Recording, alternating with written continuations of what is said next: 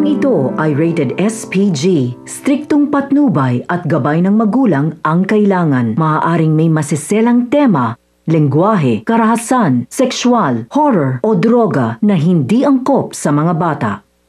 Dahil sa inis ni Tanggol kay Chairman, napilitan na umalis si Tanggol sa Quiapo at ipinag-utos na lamang niya kay Madonna ang pagpapatuloy sa pamimigay ng pera sa mga tao. At pagsakay ni Tanggol sa kanyang sasakyan, hindi niya alam na nasa loob na si Fatima. Laking gulat ni Tanggol na bigla na lamang siyang tinutukan ng patalim ni Fatima sa liig at inutusang ibigay sa kanya ang malaking halagang pera kapalit sa paglaya ng kanyang kapatid. Tahimik lang si Tanggol at sinabi kay Fatima na hindi nito alam ang binabangga niya. Hindi nagpatinag si Fatima.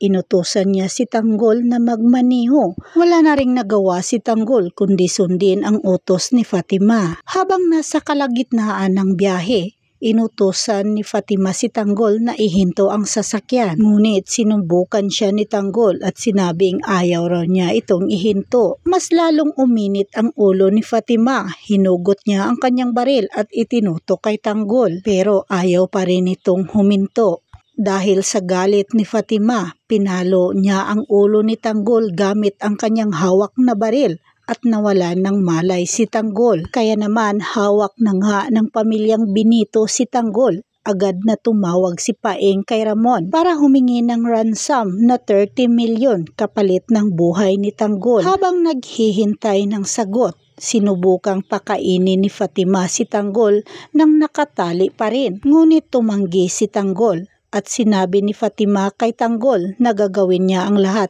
para mailigtas ang kanyang pamilya. Habang hindi naman makapakali ang pamilyang Montenegro, ipinangako ni Don Julio na ibibigay ang ransom. Galit na galit rin si Ramon at sinabing babalikan niya ang mga taong gumagawa nito sa kanyang anak na si Tanggol. Samantalang ang mga kaibigan naman ni Tanggol at ang buong grupo, nagpaplano sila kung paano nila maisalba si Tanggol. Naisipan nila na lagyan ng tracker ang bag na lalagyan ng ransom money bilang backup kung sakaling hindi tumupad sa usapan ang pamilyang Benito. Habang nagaganap ang transaksyon, pilit na pinakiusapan ni Tanggol si Fatima na tumigil na ito at tumakas kasama ang kanyang pamilya habang may oras pa. Ngunit binaliwala lang ito ni Fatima. Aabangan na lang po natin ang mga susunod pang mga kaganapan dito sa ating paboritong palabas na Batang Quiapo.